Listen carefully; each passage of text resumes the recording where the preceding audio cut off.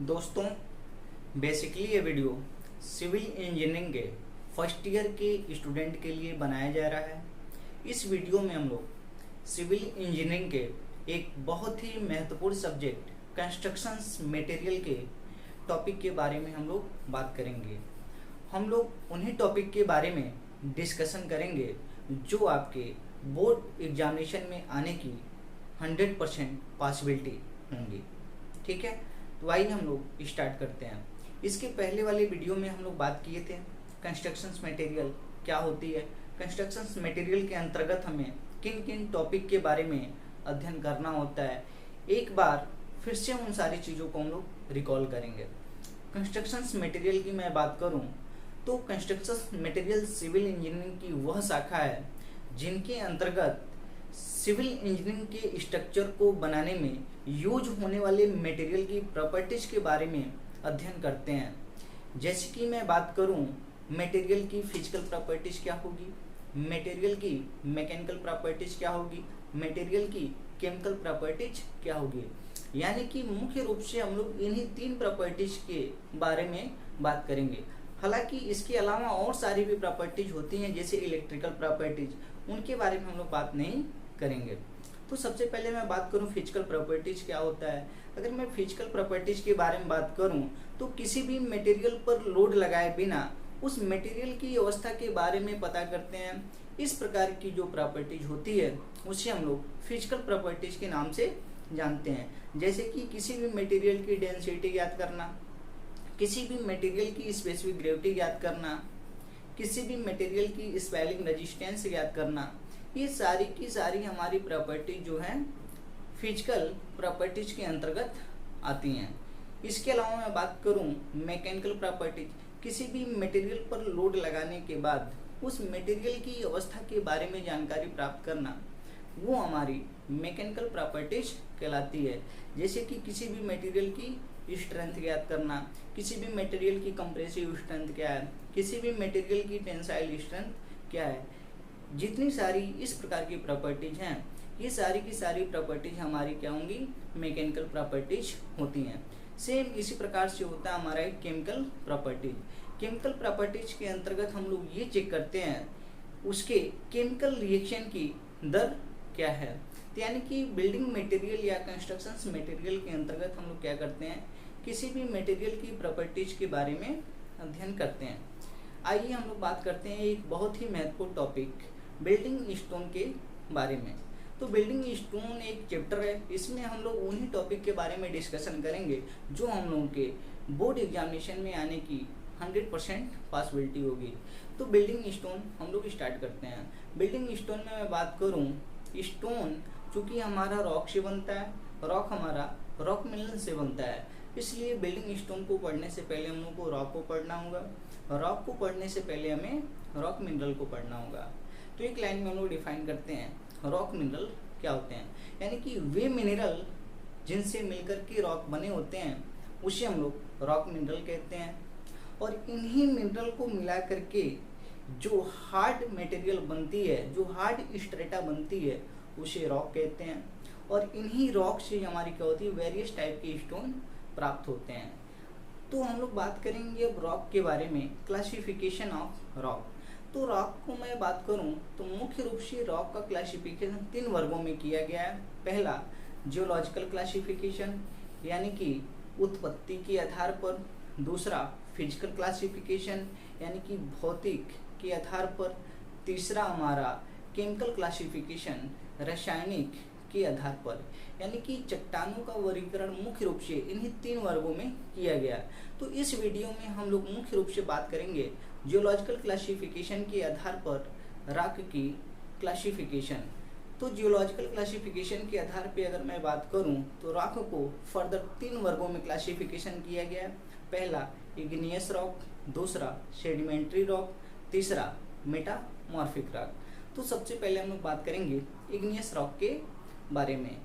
तो अगर मैं इग्नियस रॉक की बात करूं, इग्नियस रॉक क्या होता है, तो जैसे जैसे अगर मैं बात करूं पृथ्वी सरफेस से, अगर पृथ्वी के केंद्र की तरफ जैसे जैसे हम लोग बढ़ते चले जाते हैं तो टेम्परेचर का मान 10 डिग्री सेंटीग्रेड से 50 डिग्री सेंटीग्रेड प्रति किलोमीटर की दर से बढ़ती जाती है। और जैसे जैसे हम लोग पृथ्वी सरफेस के केंद्र की तरफ बढ़ते जाते हैं टेम्परेचर का मान बढ़ता जाता है। एक कंडीशन ऐसी आती है टेम्परेचर का मान बहुत अधिक हो जाता है, जिसके कारण क्या होती है पृथ्वी सरफेस के नीचे जो भी हमारी सॉलिड मटेरियल होती है वह उस टेम्परेचर पे अपनी अवस्था को मेंटेन नहीं कर पाती है और वो सॉलिड मटेरियल लिक्विड फॉर्म में चेंज हो जाती है और उसी लिक्विड फॉर्म को हम लोग कहते हैं मैग्मा। और यह मैग्मा अत्यधिक टेम्परेचर और प्रेशर पे होने के कारण पृथ्वी में जैसे ही कोई इरेगुलर चेंजमेंट होती है, उथल पुथल होती है, भूकंप आते हैं, ये मैग्मा लावा के रूप में पृथ्वी सरफेस के ऊपर या नीचे ठंडा होकर के जिस हार्ड स्ट्रक्चर या हार्ड मटेरियल का निर्माण करती है उसी को हम लोग कहते हैं इग्नियस रॉक। ठीक है, अब इग्नियस रॉक को फर्दर 2 वर्गों में क्लासिफिकेशन किया गया है। पहला हमारा होता है एक्सट्रोसी रॉक, दूसरा होता है इंट्रोसी रॉक। एक्सट्रोसी रॉक हम लोग किसे कहते हैं, जैसे कि हम लोग बात किए थे मैग्मा जो पृथ्वी सरफेस के ऊपर लावा के रूप में आ रहा है, अगर वो पृथ्वी सरफेस के ऊपर वो लावा ठंडा होने के बाद जिस रॉक का निर्माण करेगा उसे हम लोग एक्सट्रोसी रॉक कहेंगे। अगर वही लावा पृथ्वी सरफेस के नीचे ठंडा होने के बाद जिस रॉक का निर्माण करता है उसे हम लोग इंट्रोसी रॉक कहते हैं। आइए देखते हैं यहाँ पे, जैसे कि देखिए ये हमारा क्या है, ये हमारी पृथ्वी है, ये अनेक लेयरों से यानी कि प्रत्येक लेयर से मिलकर के हमारी क्या हो पृथ्वी बनी हुई है। ठीक है, तो हम लोग बात की है पृथ्वी सरफेस के नीचे जैसे जैसे हम लोग चलते चले जाएंगे टेम्परेचर का मान बढ़ता चला जाएगा। वही कंडीशन है, पृथ्वी के नीचे जैसे ही हम लोग आ रहे थे तापमान का मान हमारा बढ़ता हुआ चला गया। एक कंडीशन ऐसा आया है यहाँ पे तापमान का मान बहुत अधिक हो गया है, जिसके कारण इसके नीचे जो भी हमारी सॉलिड मटेरियल थी वो हमारी लिक्विड फॉर्म में चेंज हो गई है और जैसे ही लिक्विड फॉर्म में चेंज हुई है इसी लिक्विड फॉर्म को हम लोग नाम दे दिए मैग्मा। अब ये मैग्मा क्या होती है, बहुत ही अधिक टेम्परेचर और प्रेशर पे होती है। जैसे ही पृथ्वी सरफेस के नीचे किसी भी प्रकार का हमारा उथल पुथल या इरेगुलर चेंजमेंट होती है तो ये मैग्मा क्या होती है लावा के रूप में ऐसे पृथ्वी सरफेस के ऊपर ठंडा होकर एक रॉक का निर्माण करती है, उसी रॉक को हम लोग कहते हैं इग्नियस रॉक। अब इसमें देखिए 2 कंडीशन होते हैं। पहला कंडीशन, अगर ये लावा पृथ्वी सरफेस के ऊपर ठंडा होने के बाद जिस रॉक का निर्माण करेगी उसे हम लोग कहते हैं एक्सट्रूसी रॉक या बाह्य चट्टान। अगर यही लावा पृथ्वी सरफेस के अंदर ठंडा होने के बाद जिस रॉक का निर्माण करेगी उसे हम लोग कहते हैं इंट्रोसी या आंतरिक चट्टान के नाम से जानते हैं। तो आइए बात करते हैं, ये हो गया हमारा एक्सट्रूसी रॉक या इसी को हम लोग वोल्केनिक रॉक के नाम से जानते हैं। अगर लावा पृथ्वी सरफेस के ऊपर ठंडा होने के बाद जिस रॉक का निर्माण कर रही है उसे एक्सट्रूसी रॉक या इसी को वोल्केनिक रॉक कहते हैं।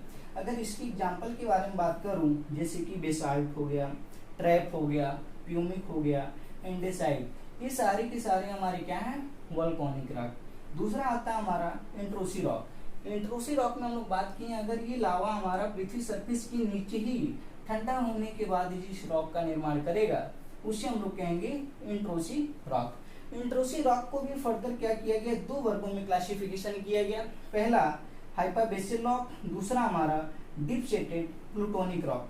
तो हाइपरबेसिल रॉक की मैं बात करूं तो हाइपरबेसिल रॉक वो रॉक होता है जैसे कि पृथ्वी सरफेस के नीचे अपेक्षाकृत कम ही गहराई पर यदि लावा ठंडा होने के बाद जिस रॉक का निर्माण कर रहा है उससे हम लोग कहेंगे हाइपरबेसिल रॉक।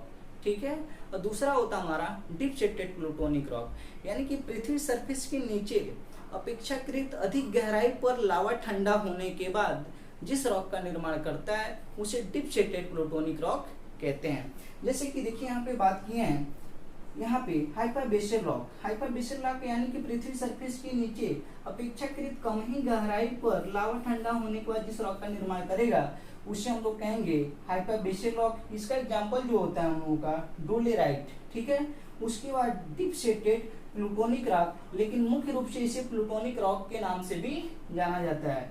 तो इसे हम लोग कह रहे हैं यदि लावा अपेक्षाकृत अधिक गहराई पर ठंडा होने के बाद जिस रॉक का निर्माण करती है उसे हम लोग प्लूटोनिक या डीप सेटेड प्लूटोनिक रॉक कहते हैं। इसकी एग्जांपल के बारे में बात करूं, इसका एग्जांपल ग्रेनाइट, सैनाइट, गैब्रो, इसके अलावा और सारे एग्जांपल होते हैं जैसे फ्रेगमेंटाइट हो गया, पेरिडोटाइट हो गया, ये सारे के सारे हमारे प्लूटोनिक रॉक के एग्जांपल हैं। तो इस तरीके से हम लोग जियोलॉजिकल क्लासिफिकेशन के आधार पर एक प्रकार के क्लासिफिकेशन के बारे में देखें, इग्नियस रॉक। इग्नियस रॉक क्या होता है, इग्नियस रॉक के क्लासिफिकेशन कितने प्रकार के हैं, इसके बारे में देखें हम लोग। अब बात करेंगे जियोलॉजिकल क्लासिफिकेशन के दूसरे क्लासिफिकेशन में सेडिमेंट्री रॉक या तलछटी चट्टान के बारे में। ठीक है, आइए बात करते हैं। देखिए यहाँ पे बात की है सेडिमेंट्री रॉक। सेडिमेंट्री रॉक क्या होता है, जो हमारा इग्नियस रॉक होता है, इग्नियस रॉक के डिकम्पोजिशन से डिकम्पोज्ड पार्टिकल्स यदि समुद्रों से बहते हुए नदियों में आकर अवसादित होने के बाद जिस रॉक का निर्माण करते हैं उसे सेडिमेंट्री रॉक के नाम से जानते हैं। सेडिमेंट्री रॉक की मैं बात करूं तो सेडिमेंट्री रॉक को भी फर्दर 3 वर्गों में क्लासिफिकेशन किया गया। पहला केमिकल डिपॉजिट रॉक, दूसरा ऑर्गेनिक डिपॉजिट रॉक, तीसरा फ्रेगमेंटल रॉक। तो केमिकल डिपॉजिट रॉक की मैं बात करूं तो यानी कि वर्षा के वाष्पित होने के कारण जल के प्रेसिपिटेशन के फलस्वरूप बनने वाले रॉक को हम लोग बोलते हैं केमिकल डिपॉजिट रॉक। अगर मैं केमिकल डिपॉजिट की बात करूं, इसके अंतर्गत जिप्सम आता है, डोलोमाइट आता है। सेडिमेंट्री रॉक की दूसरी क्लासिफिकेशन में बात करूं, organic deposit rock. Organic deposit rock क्या होता है, यानी कि पेड़ पौधों या जीव जंतुओं के सड़ने गलने के बाद जिस रॉक का निर्माण होता है उसे हम लोग कहते हैं ऑर्गेनिक डिपॉजिट रॉक। इसके अंतर्गत जनरली लाइमस्टोन, लेटेराइट आते हैं। सेडिमेंट्री रॉक की तीसरी क्लासिफिकेशन के बारे में हम लोग बात करेंगे, फ्रेगमेंटल रॉक, यानी कि मेटामॉर्फिक रॉक के डिकम्पोजिशन से बनने वाले रॉक को ही हम लोग क्या बोलते हैं, फ्रेगमेंटल रॉक। यानी कि सेडिमेंट्री रॉक के डिकम्पोजिशन के फलस्वरूप बनने वाले रॉक को हम लोग बोलते हैं फ्रेगमेंटल रॉक, जैसे कि सैंडस्टोन हो गया, ग्रेवल हो गया। ठीक है, अब जियोलॉजिकल क्लासिफिकेशन के हम लोग तीसरे क्लासिफिकेशन के बारे में बात करेंगे, मेटामॉर्फिक रॉक, यानी कि कायांतरित चट्टान। ये कायांतरित चट्टान क्या होता है, इग्नियस रॉक तथा सेडिमेंट्री रॉक अत्यधिक टेम्परेचर तथा प्रेशर होने के फलस्वरूप उनके शेप के चेंज होने के बाद जिस रॉक का निर्माण होता है उसे हम लोग मेटामॉर्फिक रॉक के नाम से जानते हैं। जैसे कि ग्रेनाइट का नीज में चेंज होना, सैनाइट का नीज में चेंज होना, डोलोमाइट का मार्बल में चेंज होना, मार्बल का मार्बल में चेंज होना। ठीक है, यानी कि इस वीडियो में हम लोग बात की है जियोलॉजिकल क्लासिफिकेशन के बारे में। अगली वीडियो में हम लोग बात करेंगे फिजिकल क्लासिफिकेशन क्या होता है, इसके अंतर्गत हमारे कितने प्रकार के रॉक्स आते हैं, और केमिकल क्लासिफिकेशन के आधार पर भी हम लोग बात करेंगे इसके अंतर्गत हमारे कितने प्रकार के रॉक होते हैं।